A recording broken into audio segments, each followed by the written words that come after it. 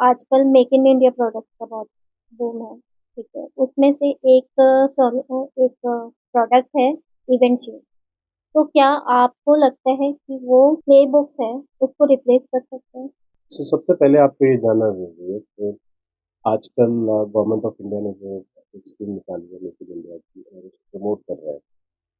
उसमें make in India के पास ये एडवांटेज है कि हमारा जो लोकलाइजेशन है डाटा लोकलाइजेशन है, सबसे पहले उसको प्रॉपर्ली यूटिलाइज कर सकते हैं। उनको प्रायोरिटीज दी जाती है और जहाँ तक सोल्यूशन स्पेसिफिक की बात आती है, तो यहाँ पे हमारे जितने भी यूज केसेस हैं उन सबको वो यूटिलाइज करते हुए, चाहे वो इवेंट शील्ड है, उसकी वो चाहे सिम है, आगे शोर है, या वैप, एक्सडीआर और बाकी के जितने भी प्लेटफॉर्म्स हैं, वो एआई इनेबल्ड होते हुए वो एक्टिवली काफ़ी चीज़ों को आइडेंटिफाई कर सकते हैं।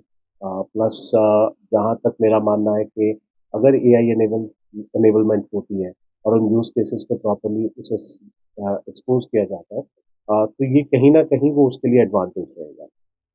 आगे इनका इनेबलमेंट कैसे हो, कैसे उसमें डाटा इंजेस्ट होना चाहिए, कैसे उसकी इनेबलमेंट होनी चाहिए, ये एक कंप्लीट प्लेटफॉर्म बन जाता है। और आजकल जितनी भी रिक्वायरमेंट्स आ रही है वो प्लेटफॉर्म बेस पे है, क्योंकि सिम के साथ शो ऊबा विच इज जो आपका यूजर एंटिटी बिहेवियर एनालिसिस है, आपका XDR which is extended detection and response आएगा, और आपके पास वैप है जिसमें आपको वेब एप्लीकेशन फायरवॉल्स की रिक्वायरमेंट रहती है। तो जब कंप्लीट सूट आप देखते हैं तो वहाँ पे कोई भी एक ऐसी चीज़ नहीं रहती है जो एक सेपरेट एंटिटीज बनाती है या अलग अलग तरह से टूल्स रहते हैं।